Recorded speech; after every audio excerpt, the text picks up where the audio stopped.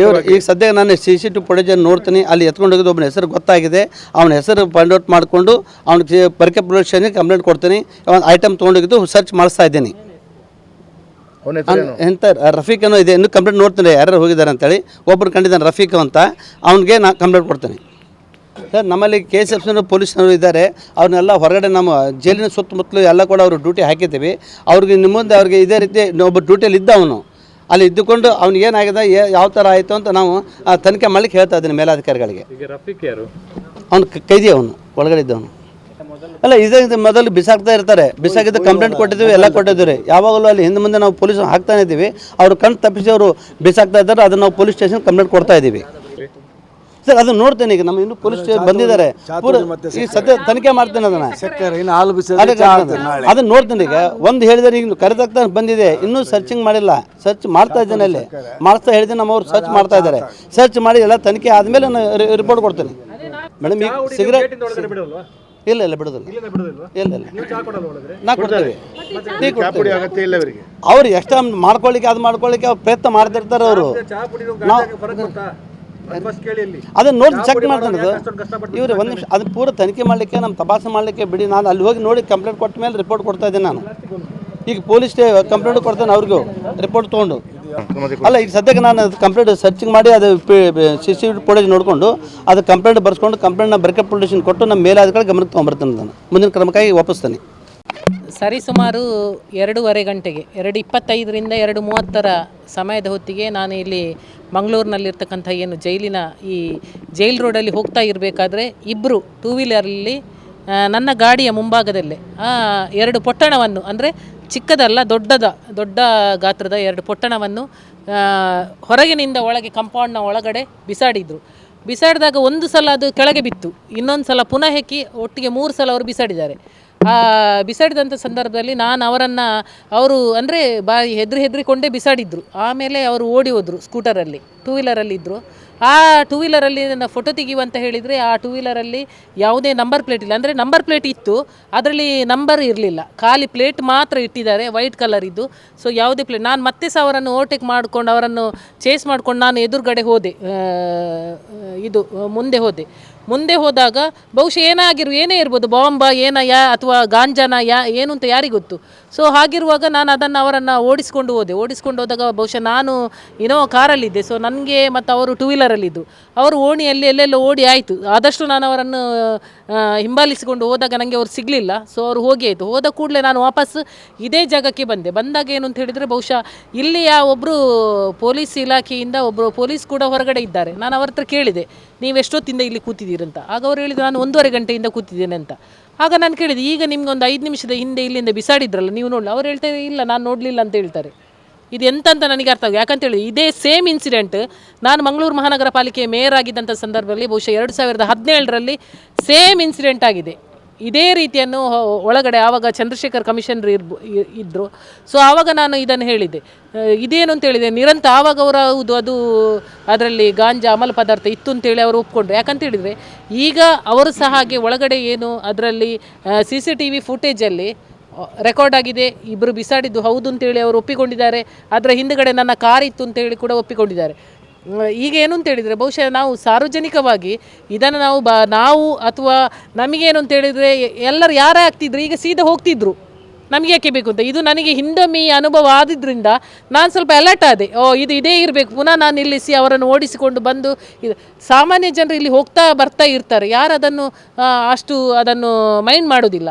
ಆದರೆ ಇದು ಇಲಾಖೆಯವರಿಗೆ ಗೊತ್ತಿದ್ದು, ಸರ್ಕಾರಕ್ಕೆ ಗೊತ್ತಿದ್ದೇ ಈ ರೀತಿ ನಡೀತಾ ಇದೆ ಅಂತ ಹೇಳಿದರೆ, ಇಲ್ಲಿ ಯಾರೋ ಒಬ್ಬರು ಸಾರ್ವಜನಿಕರು ಏನೋ ಒಂದು ಲೈಸೆನ್ಸ್ ಇಲ್ಲ, ನಂಬರ್ ಪ್ಲೇಟ್ ಇಲ್ಲದೆ ಅದು ಹಾಕಿದ್ರು, ಆ ರೀತಿ ನಂಬರ್ ಪ್ಲೇಟ್ ಹಾಕಿದ್ರು, ಈ ರೀತಿ ಹಾಕಿದ್ರು, ಟಿಂಟ್ ಹಾಕಿದ್ರು, ಅದು ಇದು ಅಂತ ಹೇಳಿಕೊಂಡು ಈ ಪೊಲೀಸ್ ಇಲಾಖೆಯವರು ಅವರನ್ನು ಅಡ್ಡ ಹಾಕಿ ನಿಲ್ಲಿಸಿ ಎಷ್ಟೋ ತೊಂದರೆ ಕೊಡ್ತಾರೆ. ಇದು ರಾಜಾರೋಷವಾಗಿ ಪೊಲೀಸ್ ಒಬ್ಬ ಪೇದೆ ಇದ್ದರೂ ಕೂಡ ಅವನ ಎದುರಲ್ಲೇ ಈ ರೀತಿ ಬಿಸಾಡ್ತಾರಂತ ಹೇಳಿದರೆ ಇದಕ್ಕೆ ಇದನ್ನು ನಿಜವಾಗಿ ಕೂಡ ನಾನು ಕೂಡಲೇ ನಂದನ್ ಮಲ್ಯ ಇರ್ಬೋದು ಹಾಗೂ ವೇದವ್ಯಾಸ್ ಕಾಮತ್ ಅವರಿಗೆ ಕೂಡಲೇ ನಾನು ಅವರಿಗೆ ಫೋನ್ ಮಾಡಿದೆ, ನೋಡಿ ಹೀಗೆ ಆಗಿದೆ, ನೀವು ಕೂಡಲೇ ಅವರು ಕೂಡ ಕೂಡಲೇ ನಂದನ್ ಅವರು ವೇದವ್ಯಾಸ್ ಕಾಮತ್ ಅವರು ಶಾಸಕರು ಕೂಡಲೇ ಇಲ್ಲಿಗೆ ಬಂದು ನಾವೆಲ್ಲ ಇಲ್ಲಿ ಈಗ ಇದನ್ನು ನಾವು ನಿಜವಾಗಿ ಹೇಳ್ತೇವೆ, ಭಾರತೀಯ ಜನತಾ ಪಾರ್ಟಿ ಇದನ್ನು ನಾವು ಖಂಡಿಸ್ತೇವೆ. ಯಾಕಂತ ಹೇಳಿದರೆ ಈ ರೀತಿ ರಾಜಾರೋಷವಾಗಿ ಹಗಲಲ್ಲೇ ಈ ರೀತಿ ಆಗುದಿದ್ರೆ ಮುಂದಿನ ದಿನಗಳಲ್ಲಿ ಯಾರೋ ಒಂದು ಇಲ್ಲಿ ಬಾಂಬ್ ಇಟ್ಟರು ಕೂಡ ಈ ಪೊಲೀಸ್ನ ಇಲಾಖೆಗೆ ಸುಮ್ಮನೆ ಇರ್ತಾರೆ, ಅಂಥ ಪರಿಸ್ಥಿತಿಯಾಗಿದೆ. ಇದನ್ನೇ ಈಗ ಇವರು ಸುಮ್ಮನೆ ಕೂತ್ರೆ ನಾಳೆ ಏನೊಬ್ಬ ಇಟ್ಟು ಹೋಗ್ತಾನೆ, ನಮಗೆ ಗೊತ್ತಿಲ್ಲ, ನಾವು ಅಲ್ಲೋಗಿದೆ ಇಲ್ಲಿ. ಇದು ಹಾಗಾದರೆ ಪರಿಸ್ಥಿತಿ ಎಲ್ಲಿ ಬಂತು ಅಂತೇಳಿ ನಾವು ನೋಡಬೇಕಾಗಿದೆ. ಸೊ ಇದನ್ನು ನಾವು ಇಲ್ಲೇ ಬಿಡುವುದಿಲ್ಲ. ಇದು ಯಾರು ಏನು ಅದರ ಒಳಗಡೆ ಹಾಕಿದ್ದಾರೆ, ಈಗ ಅವರು ಹೇಳ್ತಾರೆ ಅದು ಚಾವುಡಿ ಅಂತೆ, ಬೀಡಿ ಅಂತೆ, ಸಿಗರೇಟ್. ಚಾವುಡಿ ಇವರು ಯಾವ ಗತಿಗೆಟ್ಟಿಗೆ ಇಲ್ಲಿಟ್ಟಿದ್ದಾರೆ? ಒಂದು ಚಾ ಕೊಡಲಿಕ್ಕೆ ಜೈಲಲ್ಲಿ ಚಾ ಕೊಡ್ತಾ ಇದ್ದಾರಂತೆ, ಮತ್ತು ಚಾ ಹುಡಿ ಕೊಟ್ಟು ಇದೆಲ್ಲ ಸುಮ್ಮನೆ ನಾವೆಲ್ಲ ಏನು ಕಿವಿಗೆ ಹೂ ಇಟ್ಕೊಂಡು ನಾವು ಇಷ್ಟು ಹೊತ್ತು ಅವರನ್ನು ಹಿಡಿದು ಹಿಂಬಾಲಿಸಿ ನಾವು ಇಷ್ಟೊತ್ತು ನಿಂತು ನಾವು ಕಿವಿಗೆ ಹೂ ಇಟ್ಟುಕೊಂಡು ನಾವಿಲ್ಲಿ ಕೂತಿಲ್ಲ. ನಮಗೆ ಇದನ್ನೆಲ್ಲ ಕತೆ ಹೇಳೋದು ಬೇಡ. ಆದರೆ ನಾವು ಇಷ್ಟೇ ಹೇಳೋದು, ಮುಂದಿನ ದಿನಗಳಲ್ಲಾದರೂ ಇಂಥದ್ದಕ್ಕೆ ಕಡಿವಾಣ ಹಾಕಿ ಅಂತ ನಾನು ಈ ಮಾತಲ್ಲಿ ಹೇಳಲಿಕ್ಕೆ ಇಚ್ಛೆ ಪಡ್ತೇನೆ. ಆರೋಪಿಗಳು ಯಾರು ಏನು ಅಂತೇಳಿ ಅದನ್ನು ಅವರನ್ನು ಬಂಧಿಸಿ. ಯಾಕಂತ ಹೇಳಿದರೆ ಇವರಿಗೆ 100% ಗೊತ್ತಿರ್ತದೆ. ನಾನು ಇಷ್ಟೇ ಹೇಳುವಂಥದ್ದು, ಇಲ್ಲಿಂದ ಆ 2:25ರಿಂದ 3 ಗಂಟೆ ಸಮಯಕ್ಕೆ ಆ 5-15 ನಿಮಿಷದ 10 ನಿಮಿಷದ ಸಮಯದಲ್ಲಿ ಇವರು ಬಿಸಾಡುವಾಗ ಅಲ್ಲಿಂದ ಯಾರೋ ಒಬ್ಬ ಹೆಕ್ಕುವನು ಬೇಕಲ್ಲ, ಯಾರು ಹೆಕ್ಕಿದಾನಂತೇಳಿ ಇವರಿಗೆ ಗೊತ್ತಿರ್ತದಲ್ಲ. ಸೊ ಇದೆಲ್ಲ ನಾವೀಗ ಇಲ್ಲಿ ಯಾರೊಬ್ಬರು ರಫೀಕ್ ಅಂತೇಳಿ ಅವನು ತೆಗ್ದದ್ದು ಅಂತ ಅವರು ಹೇಳಿದರು, ಈಗಾಗಲೇ ನಮ್ಮ ಹತ್ರ ಇವರು ಹೇಳಿದರು. ಬಟ್ ಅದು ಯಾರೇ ಇರಲಿ ಏನೇ ಇರಲಿ ಇದನ್ನು ತನಿಖೆ ಆಗಬೇಕು. ಯಾಕಂತೇಳಿದರೆ ನಾವು ನಮ್ಮ ಇಷ್ಟು ಹೊತ್ತು ಸಮಯವನ್ನು ವ್ಯರ್ಥ ಮಾಡಿಕೊಂಡು ನಾವಿಷ್ಟು ನಿಂತದ್ದು ಯಾಕಂತ ಹೇಳಿದರೆ ಸಾರ್ವಜನಿಕ ಒಂದು ಗಮನದಲ್ಲಿದ್ದುಕೊಂಡು ಯಾರಿಗೂ ತೊಂದರೆ ಆಗಬಾರ್ದು ಅನ್ನುವ ಮುಂದಿನ ದಿನಗಳಲ್ಲಿ ಇಂಥ ಚಟುವಟಿಕೆ ನಡಿಬಾರ್ದು ಅನ್ನುವ ರೀತಿಯಿಂದ ನಾವೆಲ್ಲ ಇಷ್ಟು ನಂದನ್ ಮಲ್ಯ ಇರ್ಬೋದು, ನಾವು ವೇದವ್ಯಾಸ್ ಕಾಮತ್ರಿ ಇರ್ಬೋದು, ಶಾಸಕರು ನಾವೆಲ್ಲರೂ ಕೂಡ ಇಷ್ಟು ಹೊತ್ತು ನಿಂತದ್ದಿಲ್ಲಿ ಜನರಿಗೆ ಪ್ರಯೋಜನ ಆಗಲಿ ಅಂತ. ಸೊ ಇದು ಇಲ್ಲೇ ಬಿಡದೆ ಇದನ್ನು ಮುಂದಿನ ದಿನಗಳಲ್ಲಿ ಇದಕ್ಕೆಲ್ಲ ಕಡಿವಾಣ ಹಾಕಿ ಇದನ್ನು ಸರ್ಕಾರ ಎಚ್ಚೆತ್ತುಕೊಂಡು, ಏನು ಪೊಲೀಸ್ ಕಮಿಷನರಿಗೆ ಕೂಡ ನಾನು ಇಮಿಡಿಯೇಟ್ ಫೋನ್ ಮಾಡಿದೆ, ಅವ್ರು ಫೋನ್ ಎತ್ತಿಲ್ಲ. ಅವರಿಗೂ ನಾನು ಸುದ್ದಿ ನನಗೆ ಗೊತ್ತಾದ ಕೂಡಲೇ ಫಸ್ಟ್ ನಾನು ಕಮಿಷನರಿಗೆ ಮಾಡಿದೆ, ಅವ್ರು ಫೋನ್ ರಿಸೀವ್ ಮಾಡಲಿಲ್ಲ ನಂದು. ಸೊ ಇಂಥದ್ದಕ್ಕೆ ಕಡಿವಾಣ ಹಾಕಿ ಇದು ಏನು ಅಂತೇಳಿ ಕೂಲಂಕುಷವಾಗಿ ಇದರ ತನಿಖೆ ಆಗಬೇಕು ಅಂತ ನಾನು ಕೇಳೋದು ಅಷ್ಟೇ. ಧನ್ಯವಾದ.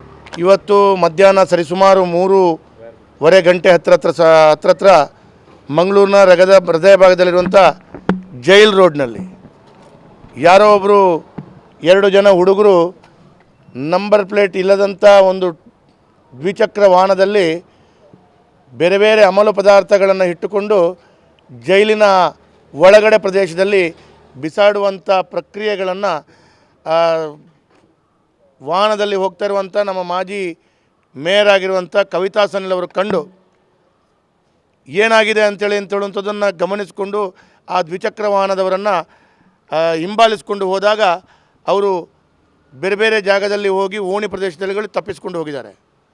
ಇದು ನಿತ್ಯ ನಿರಂತರವಾದಂಥ ಘಟನೆ ಮಂಗಳೂರಿನಲ್ಲಿ ನಡೆಯುವಂಥದ್ದು. ರಕ್ಷಣೆ ಮತ್ತು ಈ ರೀತಿಯ ಸುರಕ್ಷತೆಯನ್ನು ಮಾಡಬೇಕಾದಂಥ ಸರ್ಕಾರ ಇವತ್ತು ಜೈಲು ಒಳಗಡೆ ಅವರು ಭಾಳ ಸುರಕ್ಷಿತವಾಗಿ ಗಾಂಜಾ, ಅಫೀಮು, ಇನ್ನಿತರ ಅಮಲು ಪದಾರ್ಥಗಳು ಜೈಲಿನ ಕಂಪೌಂಡ್ ದಾಟಿ ಅಲ್ಲಿ ಅದನ್ನು ಉಪಯೋಗಿಸುವಂಥ ಖೈದಿಗಳಿಗೆ ಸಿಗ್ತಾ ಇದೆ ಅಂತ ಹೇಳಿದ್ರೆ ಇದು ಇವತ್ತು ರಾಜ್ಯ ಸರ್ಕಾರ ಮತ್ತು ಆಡಳಿತ ಮತ್ತು ಗೃಹ ಇಲಾಖೆ, ಬಂದಿಖಾನೆ ಇಲಾಖೆ ಯಾವ ರೀತಿಯಲ್ಲಿ ಕೆಲಸ ಮಾಡ್ತಾ ಇದೆ ಅಂಥೇಳಿ ಸ್ಪಷ್ಟವಾಗಿ ನಮಗೆ ಗೋಚರಿಸ್ತಾ ಇದೆ. ದಿನನಿತ್ಯ ಈ ರೀತಿಯ ಘಟನೆಗಳು ನಡೀತಾ ಇದೆ.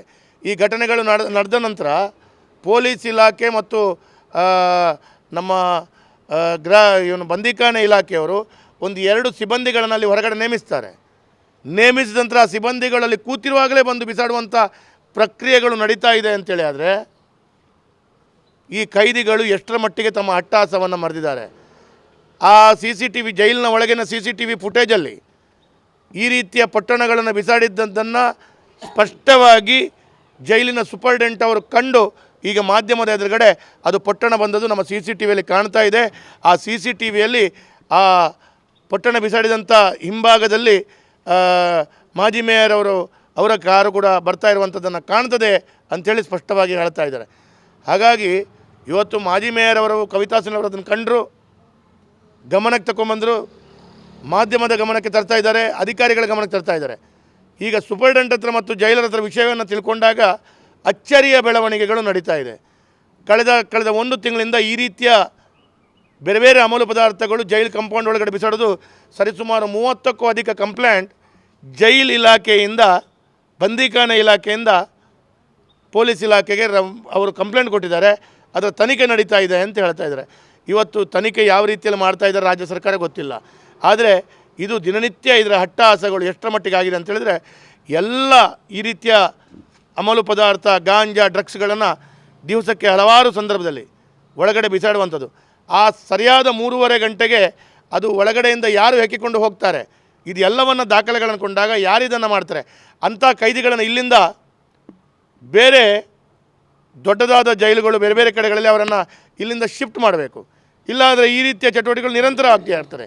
ಇದು ಜೈಲು ಮಂಗಳೂರು ನಗರ ಭಾಗದಲ್ಲಿರುವಂಥ ಜೈಲುಗಳು. ಹಾಗಾಗಿ ಈ ರೀತಿಯ ಘಟನೆಗಳಿಗೆ ಭಾರತೀಯ ಜನತಾ ಪಾರ್ಟಿ ಇರ್ಬೋದು, ನಾವಿರ್ಬೋದು, ಕಣ್ಣಲ್ಲಿ ಕಂಡು ಅದನ್ನು ಆ ಅನುಭವಗಳನ್ನು ಪಡ್ಕೊಂಡ ನಂತರ ಅದನ್ನು ಕಡಾಖಂಡಿತವಾಗಿ ಖಂಡಿಸ್ತೇವೆ. ಇವತ್ತು ಬಂದೀಖಾನೆ ಕೂಡ ಸಂಪೂರ್ಣ ಹದಗೆಟ್ಟು ಹೋಗಿದೆ. ಈ ಇಲಾಖೆ ಮಾತ್ರ ಅಲ್ಲ, ಅದರೊಟ್ಟಿಗೆ ಪೊಲೀಸ್ ಇಲಾಖೆ ಕೆಲಸ ಕಾರ್ಯಗಳು ಕೂಡ ಇವತ್ತು ಭಾಳಷ್ಟು ರೀತಿಯಲ್ಲಿ ನಮಗೆ ಈ ರೀತಿಯ ಘಟನೆಗಳನ್ನು ಕಂಡಾಗ ಮಂಗಳೂರಿನಲ್ಲಿ ಹೃದಯ ಭಾಗದಲ್ಲಿರುವಂಥ ಜೈಲುಗಳಲ್ಲಿ ಇಂಥ ಪರಿಸ್ಥಿತಿ ಒದಗಿದ್ದು, ಸರ್ಕಾರದ ಆಡಳಿತ, ಸರ್ಕಾರ ಯಾವ ರೀತಿಯಲ್ಲಿ ಜನರಿಗೆ ರಕ್ಷಣೆಯನ್ನು ಕೊಡಬೇಕಾದಂಥ ಸರ್ಕಾರ ಏನು ಮಾಡ್ತಾ ಇದೆ ಅಂತ ಹೇಳುವಂಥದ್ದನ್ನು ಇವತ್ತು ಕಾಣ್ತಾ ಇದ್ದೀವಿ. ಕೊನೆಯದಾಗಿ ಕವಿತಾ ಸುನೀಲ್ ಅವರು ಕೂಡ ಅವರ ಆದಂಥ ಅನುಭವಗಳು, ಅವರು ನೋಡಿದಂಥದ್ದು ಏನೆಲ್ಲ ಆಗಿದೆ, ಇದನ್ನೆಲ್ಲವನ್ನು ಅವರು ಅಲ್ಲಿ ಬಿಸಾಡುವಾಗ ಅದರ ಪಟ್ಟಣಗಳು ಹೊರಗಡೆ ಬಿತ್ತು, ಅದನ್ನು ಕೂಡ ಅವರು ಹೆಕ್ಕಿಕೊಂಡು ಅದನ್ನು ಕೂಡ ಪರಿಶೀಲನೆ ಮಾಡಬೇಕು. ಇದೆಲ್ಲ ಘಟನೆಗಳು ಇನ್ನು ಮುಂದಿನ ದಿನಗಳಲ್ಲಿ ನಡೆಯಬಾರ್ದು ಅಂತೇಳುವಂಥ ದೃಷ್ಟಿಯಲ್ಲಿ ಅವರು ಕಂಡಂಥ ವಿಚಾರಗಳನ್ನು ಕೂಡ ಅವರು ಮಾಧ್ಯಮದ ಮುಂದೆ ಹಂಚಿಕೊಳ್ತಾರೆ.